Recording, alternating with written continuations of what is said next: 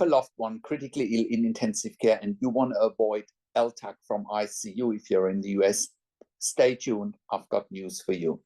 Hi, my name is Patrick Hutzel from intensivecarehotline.com, and I have another quick tip for families in intensive care. Jillian sends an email and says, "Hi Patrick, thank you so much for your articles at intensivecarehotline.com. That made me realize we are not the only family in intensive care that needs help. We are in Florida. My mom is 68. She's in a coma due to a traumatic brain injury or TBI. She's on a ventilator with a tracheostomy and on dialysis. The short version is that ICU is saying she's stable, despite her heart rate hitting 160 all the time. They want to send her to LTAC an hour away from our home for aggressive weaning off the ventilator.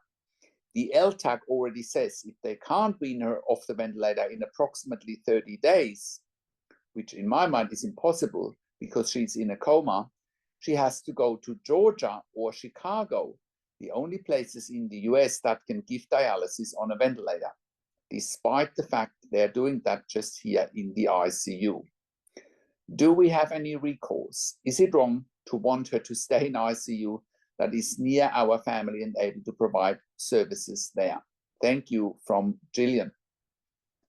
Well, Jillian, thank you so much for sending that through. And, we've been dealing with this for over 10 years now. ICUs wanting to send out patients to LTAC prematurely. So let's break this down for you. So you are absolutely right that with a TBI and not waking up and her being in a coma, it'll be very difficult to wean her off the ventilator. It's not impossible, but it will be very difficult, especially if she's not waking up, because she wouldn't be able to protect her airway.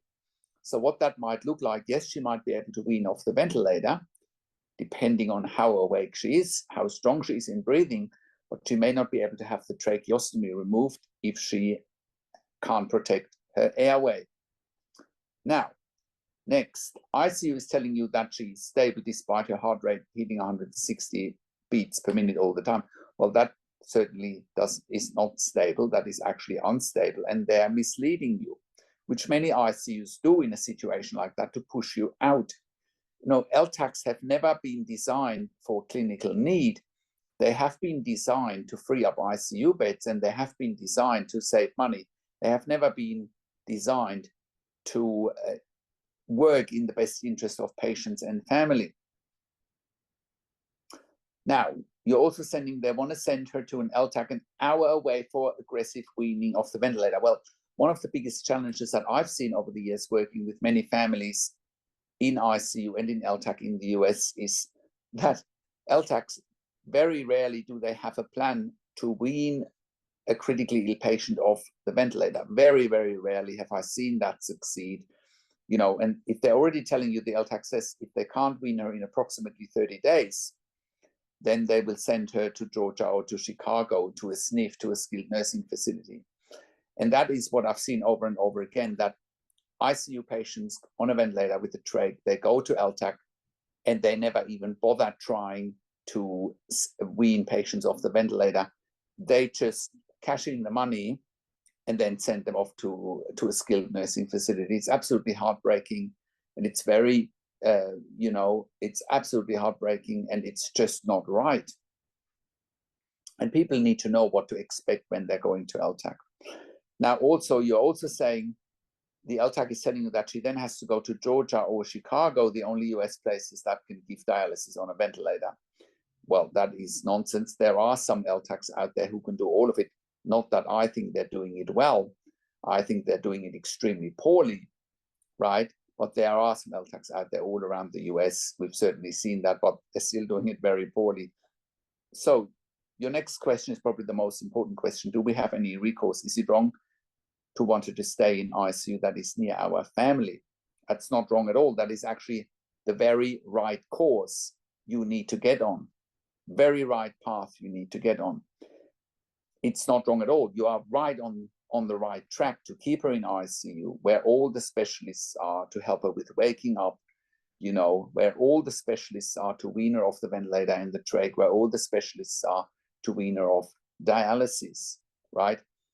Patients going to LTAC you know, if families don't know about it, you know, then they bounce back to another ICU within no time. So imagine your mother goes to Georgia or to Chicago.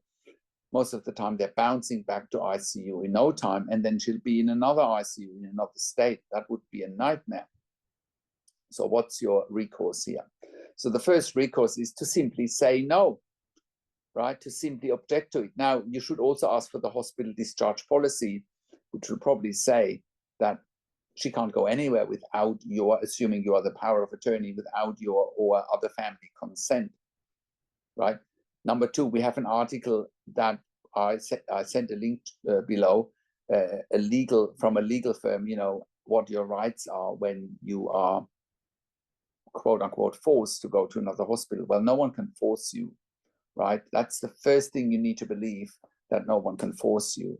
You know, if you don't believe in that you can help yourself, don't bother watching this video. If you don't believe that you can help yourself, or that help is out there, like we have helped so many families staying in ICU, we have helped family going back to ICU from LTAC, you know, we have a proven track record. But if you don't believe it's possible, nothing is possible, right? I believe I can help you. We've helped so many families, you know, and it's also another thing that we've done over and over again is simply we look at medical records and we make the clinical argument why patients can't go to LTAC. It's not safe. And, you know, the reason I'm confidently saying that, you know, we've tried to explain to families in intensive care, don't go to LTAC.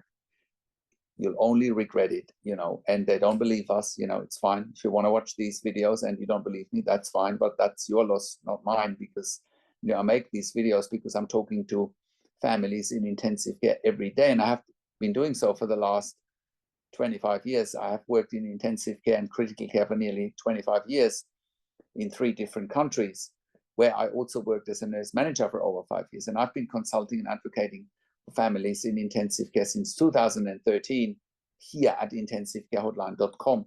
And we've been getting results for our clients. And you can verify that just by going on our testimonial section.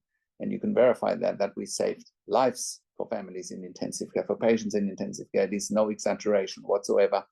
You can also go to our podcast section where you can watch and listen to client interviews.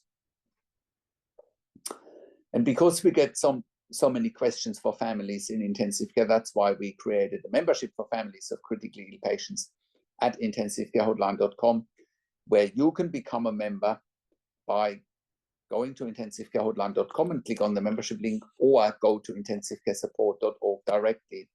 In the membership, you have access to me and my team 24 hours a day in a membership area and via email, and we answer all questions intensive care related.